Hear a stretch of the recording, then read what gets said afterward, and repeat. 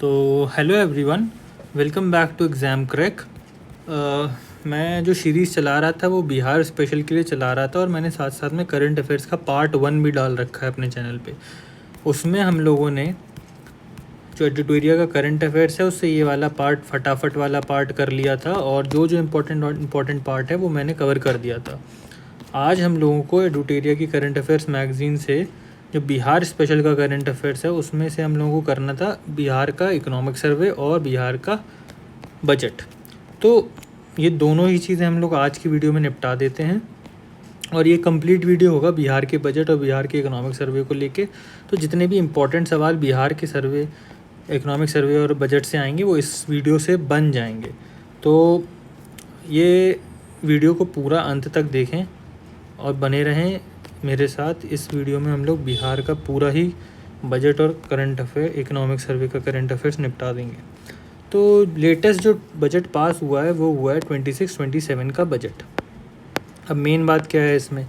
अब मेन बात ये है इसमें कि जो 26-27 का बजट हुआ है वो प्रेजेंट किसने किया, सबसे पहला सवाल। तो सबसे पहला सवाल का जवाब है कि वो फाइनेंस मिनिस्टर ब्रजेंद्र प्रसाद यादव ने उसको प्रेजेंट किया। कब किया?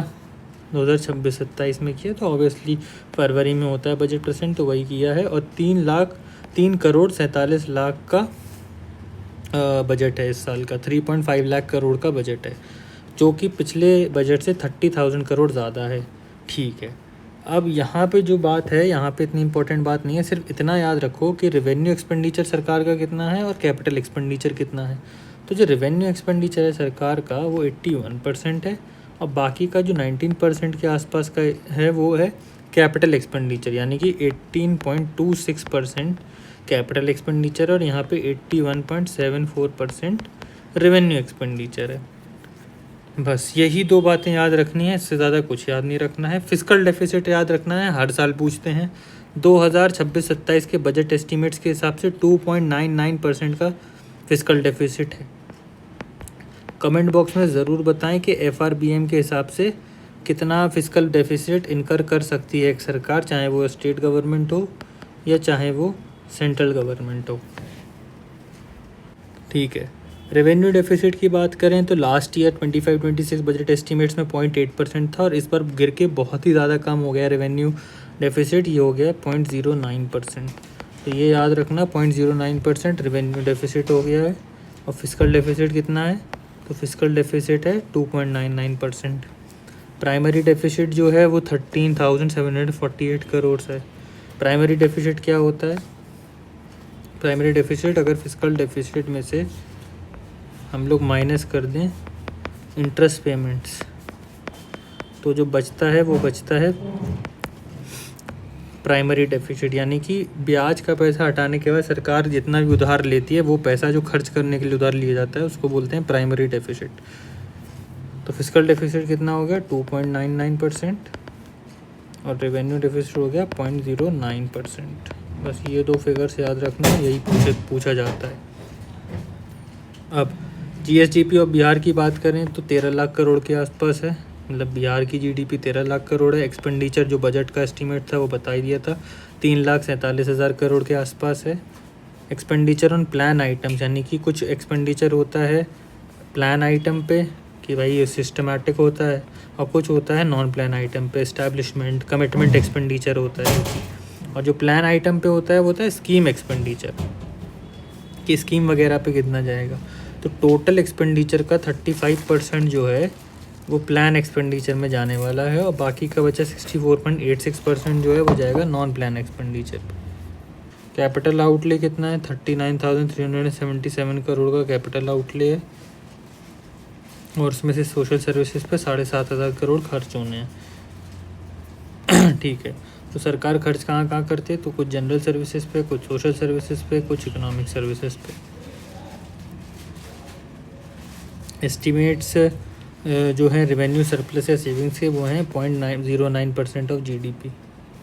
ठीक है, अब रुपया आता कहाँ से? तो सरकार अर्न कहाँ से करती है पैसा, ये याद रखो। सबसे ज़्यादा पैसा आता है, स्टेट का शेयर होता है सेंट्रल टैक्सेस में, जो कि है 45.49%। तो 46% ऑफ दी पेमेंट जो आता है सेंटर से आता है स्टेट के पास। सेकंड नंबर पे जो आता है वो आता है tax revenue of the state government. Tax revenue of the state government है 18.92%। उसके बाद आता है पब्लिक डेट से 17.81%। उसके बाद आता है ग्रांट इन एड से सेंट्रल गवर्नमेंट से। उसके बाद आता है नॉन टैक्स रेवेन्यू और बाकी का जो बचा होता है वो आता है रिकवरी ऑफ लोन से। तो सबसे ज़्यादा किसका हो गया स्टेट का शेयर सेंट्रल टैक्सेस में, सेंट्रल में 45.49%। उसके बाद कहीं जाके आता है state revenue of state government, tax of state. ठीक है, बस यही दो याद रखो कि सबसे ज़्यादा स्टेट का शेयर है सेंट्रल टैक्सेस में और फिर टैक्स का रेवेन्यू स्टेट गवर्नमेंट का।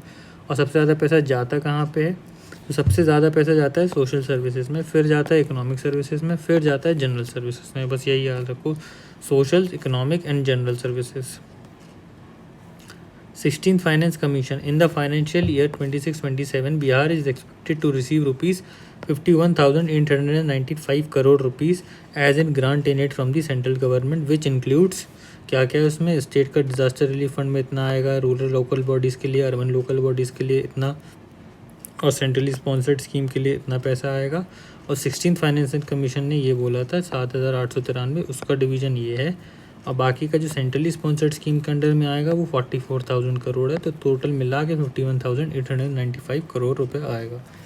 अब स्टेट की financial position is sound as evident by the following physical achievement. क्या कि 0.04% ऑफ जो जीएसटीपी है वो रेवेन्यू डेफिसिट केवल 357 करोड़ बचा है, यानी कि 0.04% of gross state domestic product. Physical deficit 4.16% से उठ के आ गया 3% के आसपास। और पब्लिक डेट जो है वो हो गई है 31.89%। तो इम्पोर्टेंट फिगर क्या है कि पब्लिक डेट याद रख लो। पब्लिक डेट बिहार गवर्नमेंट की कितनी है 31.89%, अप्रॉक्सीमेटली 32% ऑफ जीएसडीपी। ठीक है, अब की अनाउंसमेंट्स क्या है बिहार बजट में, तो यहाँ पे बहुत ज़्यादा इम्पोर्टेंट कुछ भी नहीं है क्योंकि बस ये सब फालतू का डेटा वेटा है।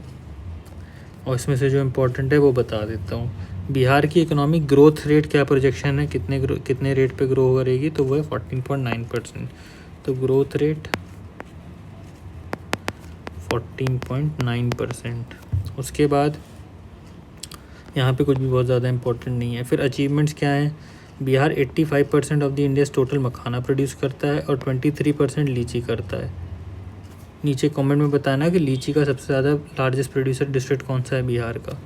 अब लेंथ ऑफ रूरल रोड्स जो भी इंक्रीज़ हो गई हैं और कौन क्या क्या अचीवमेंट हुई हैं वहाँ वो सब लिखा है यहाँ पे और भी कुछ इम्पोर्टेंट है नहीं। ठीक है, आगे बढ़ते हैं। डेयरी वगैरह में बात करें तो बिहार रैंक फर्स्ट करता है काय में, एग प्रोडक्शन में। बस इतनी बात याद रखो यहाँ पे। ठीक है, बस यही याद रखना है। अब देख लेते हैं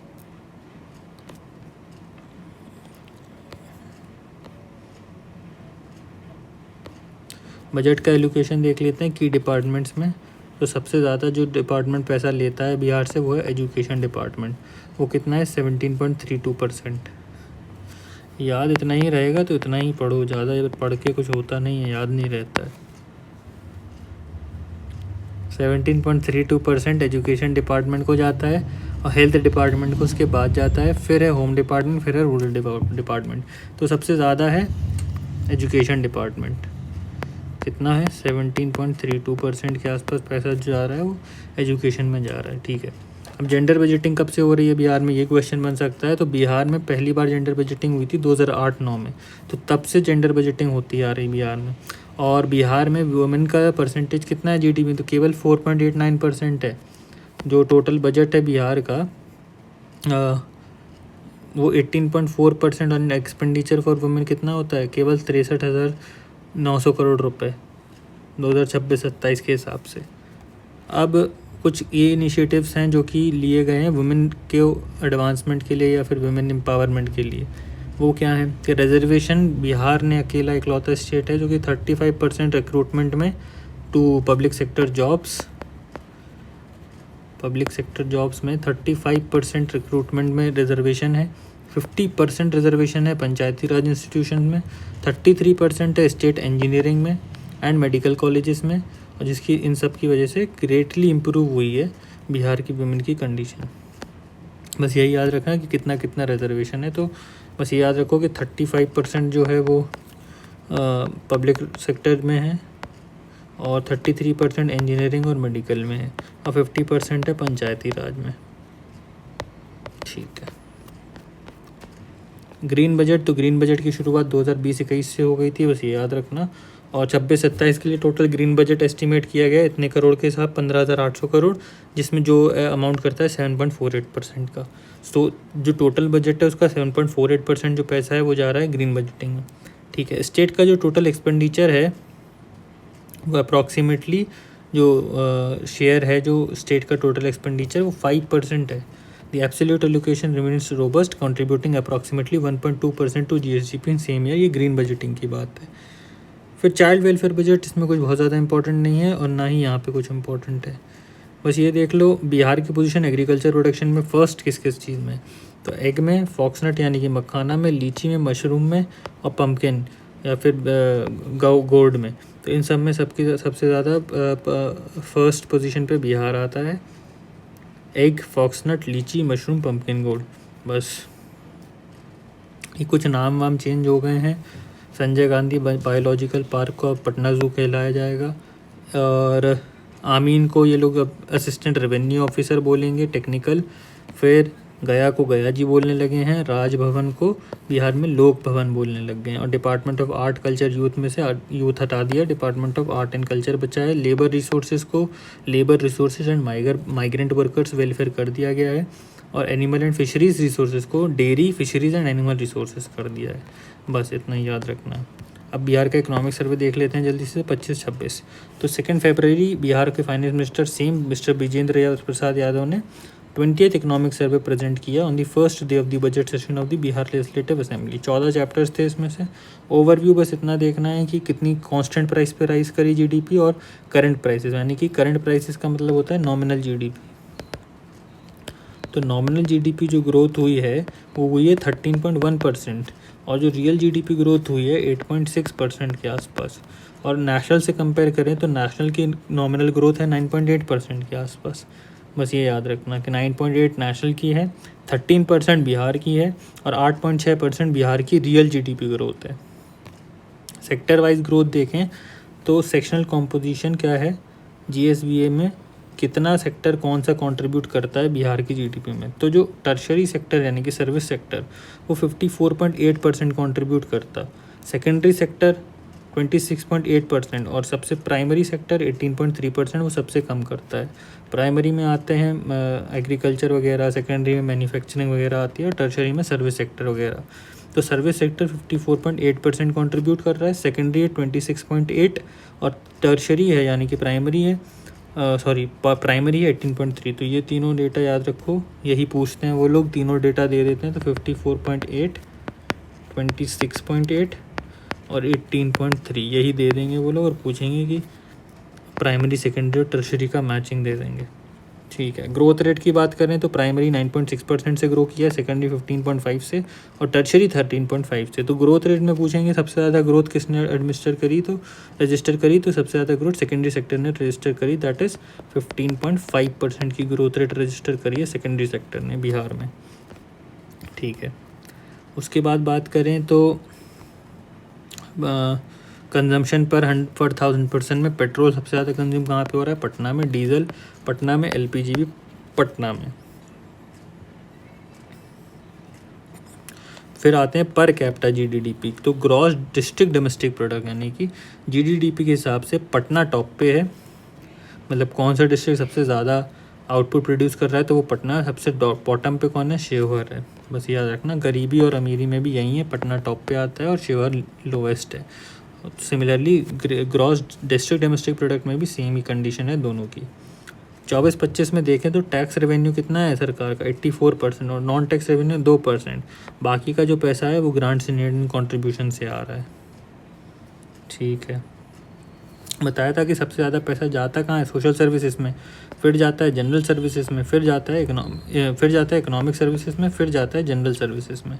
तो ये याद रखना। ठीक है। यहाँ और कुछ भी इम्पोर्टेंट है नहीं। ये बता ही दिया था कि प्रेजेंटली अगर 25-26 की बात करें तो डेट जो है वो 37% के आसपास है, प्राइमरी डेफिसिट 0.9% के आसपास है, फिजिकल डेफिसिट 3% के आसपास है, और रेवेन्यू जो डेफिसिट है वो 0.8% माइनस 0.8% के आसपास है, यानी कि रेवेन्यू सरप्लस में रहते हैं। रेवेन्यू सरप्लस में है, बाकी ये प्राइमरी वगैरह डेफिसिट में चल रहा है, वो देख लो। 0.09 37% debt, 3% of gross fiscal deficit और -0.08% है रेवेन्यू डेफिसिट। ठीक है, एनुअल ग्रोथ रेट इसमें देख लो सबसे ज़्यादा किसके, तो क्रॉप्स की सबसे ज़्यादा एनुअल ग्रोथ रेट हो रही है, पर यहाँ पे 1% इसलिए मतलब लाइफ स्टॉक ने सबसे ज़्यादा ग्रोथ रजिस्टर करी और फिशिंग और एक्वाकल्चर ने। तो फिशिंग एक्वाकल्चर नंबर 1 पे और लाइफ स्टॉक नंबर 2 पे है।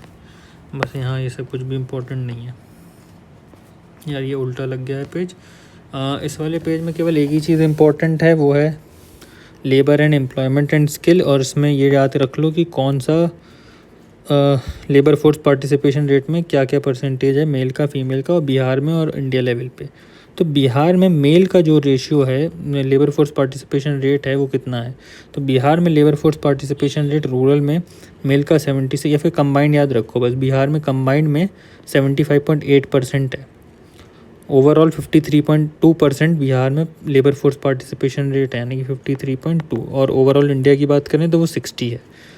वर्कर पॉपुलेशन रेशियो तो बिहार में 51% जो पॉपुलेशन है वो वर्कर एज में आती है, और इंडिया में 58% आती है वर्किंग एज में। ठीक है, उसके बाद अनएम्प्लॉयमेंट रेट की बात करें तो कंबाइंड देख लो, 3% अनएम्प्लॉयमेंट रेट है बिहार में और 3.2% है इंडिया में। 61% मेल वर्कर्स जो बिहार में हैं वो सेल्फ एम्प्लॉयड हैं। ठीक है, अब वर्कर्स बाय ब्रॉड सेक्टर्स देखेंगे तो average earning per day of casual labourers इन बिहार कितनी है, तो वो मेल की 435 है, इंडिया में 290 है फीमेल की, बिहार में वो 420 है और 339 है फीमेल की।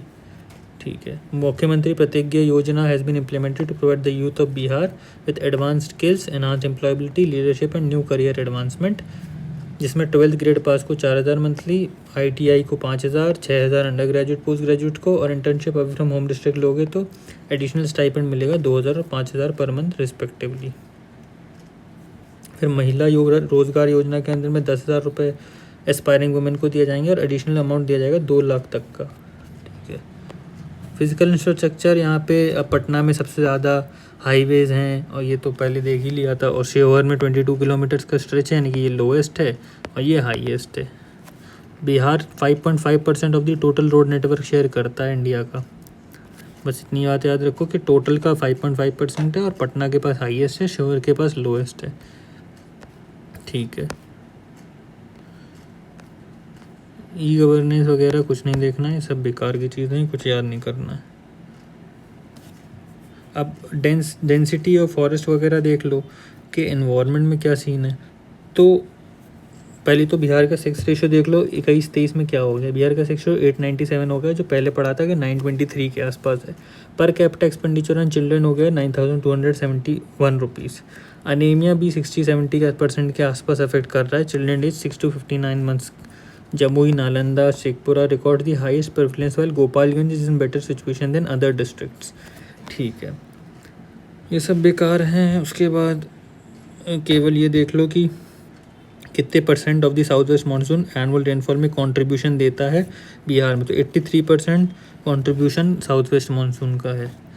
इंडिया में वेरी डेंस फॉरेस्ट की परसेंटेज है 14, और मॉडरेटली डेंस की है 43, और ओपन की है 43। लेकिन बिहार में डेंस फॉरेस्ट बहुत ही कम है, 5% है, जो कि चंपारण में है, वेस्ट चंपारण में।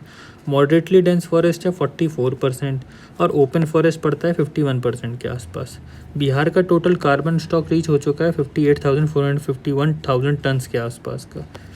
बस उससे ज़्यादा कुछ याद नहीं रखना है। कुछ रिपोर्ट्स और इंडेक्सेस हैं जो देख लो कौन क्या निकालता है। तो ये तो पता ही है, physical health index NITI Aayog निकालता है, इसमें बिहार की रैंक 13th है। अब फर्स्ट रैंक किसकी है फिजिकल हेल्थ में, पता है उड़ीसा की है, क्योंकि वो रेवेन्यू सरप्लस में रहता है।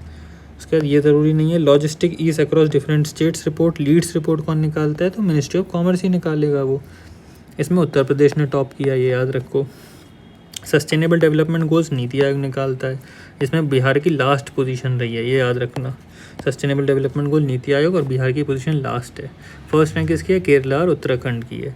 फिर स्टेट फूड सिक्योरिटी इंडेक्स कौन निकालता है? तो वो FSSAI निकालता है, इसमें बिहार 21st स्टेट पे है और फर्स्ट रैंक यहाँ पे भी केरला की। तो केरला 2 जगह टॉप किया, सस्टेनेबल डेवलपमेंट में भी और फूड सिक्योरिटी में भी।